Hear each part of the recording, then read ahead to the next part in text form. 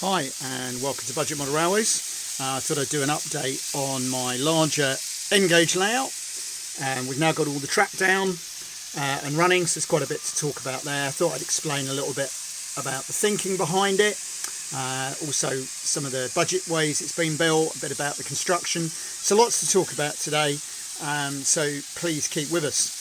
So one of the things this shows straight away is the huge advantages of N. So this is a 10-foot by 2-foot board, and I'll come to the construction in a minute, but that gives me an awful lot of room there. As you can see, I've got a very long passing loop in the back, much longer than the sort of 8 car I've got running there. Enables me to run some very long freight trains. I'll also have a ingot shunting puzzle in the front here, which will be the goods yard, which will be wired quite easily so that I can run it separately to the main loop, and a little terminus suburban station that I can run my 4 car and 3 car EMUs out of. Now, even without a fiddle yard, that will mean I can run 4 different trains on this.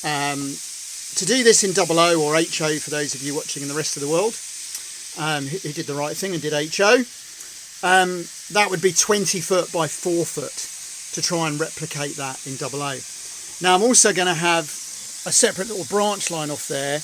Was originally going to go to a fiddle yard, storage sidings, and it might still, but it means I can run a little branch line along there, because one of the things I've always wanted to do is a complete branch line, and it suddenly dawned on me that I can use most of this layout as one end. So I can have the goods trains going in there, I can have a little 2-car tram or something going in there. It can run through the scenery and then go out to the other end, so I can do an end-to-end branch line as well. Now, I'm also going to have this, which is a raised area, and I'll take that off in a minute so that I can run trains around the other loop. And I may put some points in there, so I've got a couple of options. I'll see. Points aren't cheap in Kato. Well, they're no more expensive than buying point motors new in Pico or anything else, but I'll have a think about that one. There we go. So just condense that down so that you can see the express train going through the loops, which it does quite happily. Now, interestingly, I had a couple of people admonishing me quite strongly because I put this reverse loop in. It goes one way and then another, and I've only put a short straight in, and a couple of people were quite forceful that this was an awful thing to do. It was going to cause major running issues.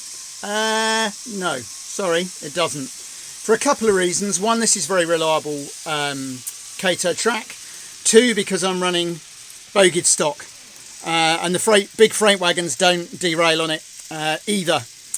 Yes, if you were running long wheelbase 4-wheel wagons, they would not take kindly to the reverse, but I'm not. So it runs very well.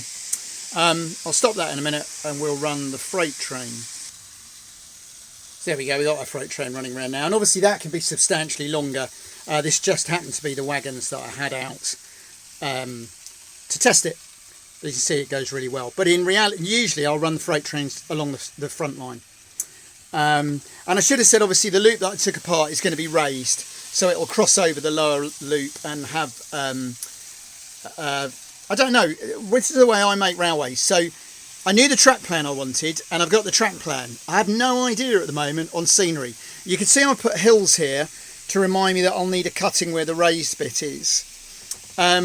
And that tends to be the way I work. I think a lot of people slow the build down because they fret about scenery.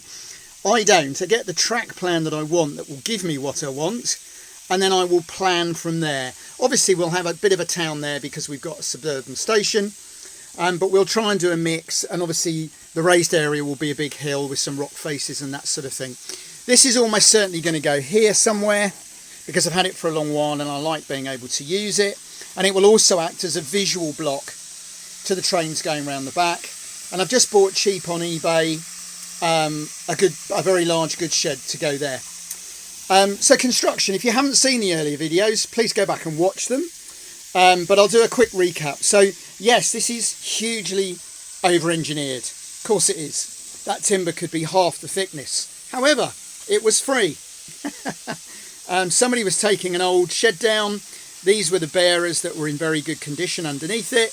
All I had to do was take them away. So what do? I can go and buy what would have been £100 worth of timber, or I can have free timber. The top are melamine units off a wardrobe also that was going to go in a skip. So the baseboard has cost me absolutely nothing to build. It's just been built from offcuts. Now, the majority of the track, huge shout out to Mark in the US. Thank you very much, Mark, who very kindly donated me all the way from US a couple of years ago some Kato track. Now, about half of it went in Doug's cabin for his layout that runs around his cabin. But it left me a number of points and quite a lot of track. And this brings us back to something then that somebody told me a long time ago when I more or less started Budget Model Railways. So I have had to spend money on new track, and it's not cheap. I've spent a bit of money, but half the track was free. The baseboard was free. The buildings are all second hand. So I think you can't always do everything, every single aspect of a large layout cheaply or free. But if you're doing large amounts of it, it kind of offsets you having to spend money on the new bits. This is also the main advantage of Kato track or pre-ballasted track. It took us an hour yesterday to work it out and get it down. That was it. I'd used any rail a bit and I'd got some ideas and planned the track.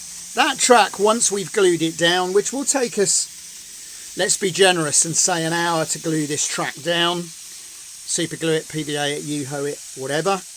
My track is then down, running and ballasted. I did think very hard about using Pico track and ballasting it. And I decided against because it would have taken me several days worth of spare time to lay the track. It's got to be corked, or it doesn't have to be corked, but it has to be lifted. It's then got to be laid, ballasted. Ballasting takes an inordinate amount of time. The cleaning takes even longer than ballasting it, particularly on the points. And this has got 1, 2, 3, 4, 5, 6, 7, 8 points. It's an awful lot of careful ballasting. Weathering and cleaning, I would have been months and months, even with I'm retired, so I'm generous. I'm fortunate I've got quite a bit of spare time. Although at the moment I haven't, because we're doing a big build and we're getting Doug up to Cheltenham for his new placement. So yes, I could have done it that way and it would look nice, but it would forever be potentially unreliable. I'm still cleaning track where I've ballasted it. Weeks after running it, ballast moves around. This gives me what I want. This layout is about running trains, okay? And therefore, Kato track gives me very quick, easy, very reliable running. So there we go. Now I've got my Suburban unit running. Would have been nice to show you it running out the station, but I don't have 3 arms. We were watching Andor recently, Series 1 and Series 2, which is superb, by the way, whether you're into sci-fi or not. And there's a surgeon in there with 4 arms, which makes an awful lot of sense being sci-fi. Imagine how useful a 3rd or 4th arm would be making model railways. But that again shows the flexibility. I can store a freight train here, a passenger train at the top, and 2 Suburban units. I was wrong when I said 5 earlier, it's 4 because I forgot there was a running line. But I can store 4 trains and I can run even more off the fiddle yard off the other side. Now, a number of people have said, this is great, Mike, can we have a track plan? I'm really sorry, no, I don't have one. Because I literally got my big box of track that I had and clicked everything together until it fitted. Equally, people have said, can I have a parts list? Same problem. So these bends are actually made out of 3 different radius curves. They're what we had. And I'm really sorry, but it would mean lifting every single piece of track to write down what it was to be able to tell you. And you wouldn't still then know which bits went where. So I realise that's really unhelpful for people. The best thing is in any case when people ask for track plans and track lists, that's always assuming A, you want to do the same thing as me, which you probably don't, and B, that you have exactly the same amount of space, which you probably don't. I would suggest getting any rail, the free software for planning layouts. You can then put in the board you have click on the relevant track and plan your own layout, and it will tell you what your track list is.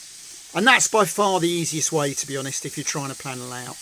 I don't know their names. Big thank you to the people who run the layout at Ashford, and I will try and get the name of the layout for the next video, which gave me the kickstart to do this. Now, in fact, I haven't copied their track plan, but what it did do was get me thinking that if I loop the track back like this, I can put the goods yard in the front and the terminus station there. Now, originally this was going to be a dead end, and it was Doug that actually suggested I could run it into a running line, which has worked exceptionally well.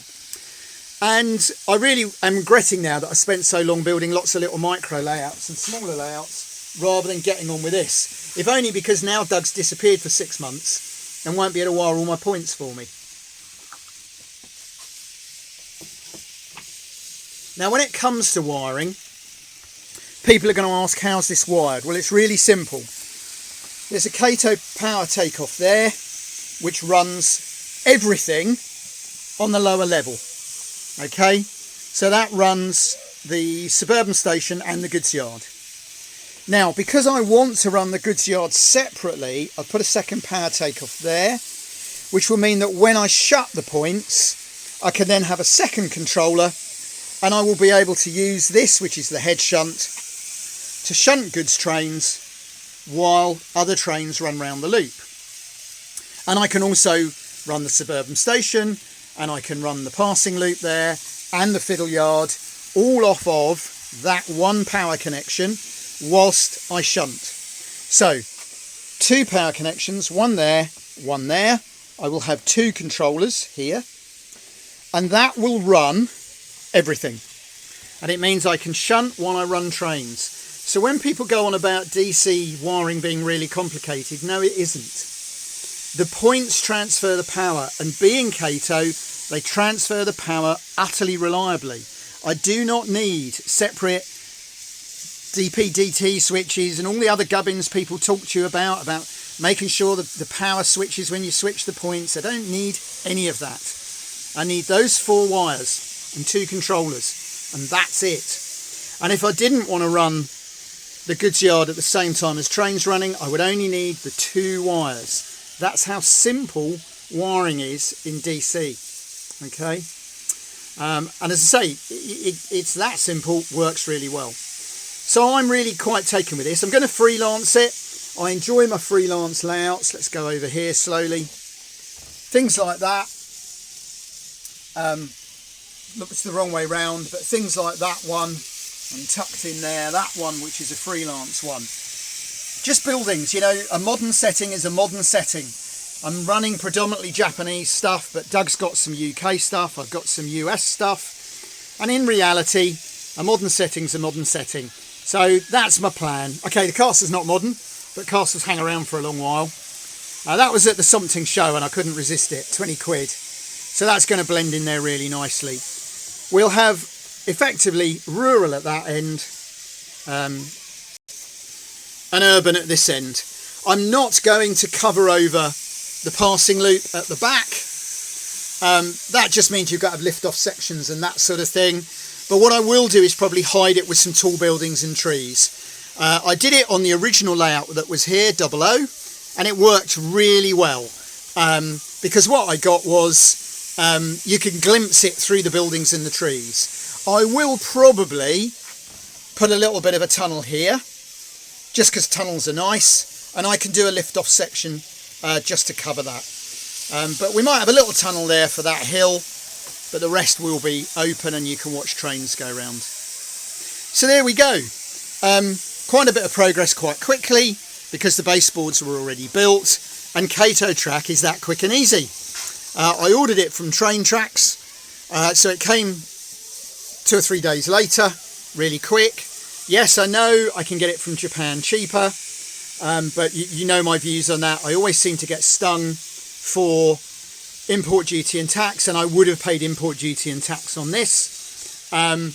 Train Tracks offer a very good service. They're not an awful lot more expensive than buying it from Japan, and I have to say, nearly all the second-hand Kato track I've seen is the same price or more expensive than buying it new. There are some people out there being unbelievably greedy, retailers and individuals, with second-hand Kato track. So it was a fairly simple decision to buy new track, apart from all the stuff that Mark gave us. So there we go, still very much on a budget, but this is going to be, you know, my big layout, my opus, my long-term project. This isn't going to be quick, but I can run trains while I'm building it, and that's the really important thing. So there we go. I hope you've enjoyed watching it, and I look forward to your comments.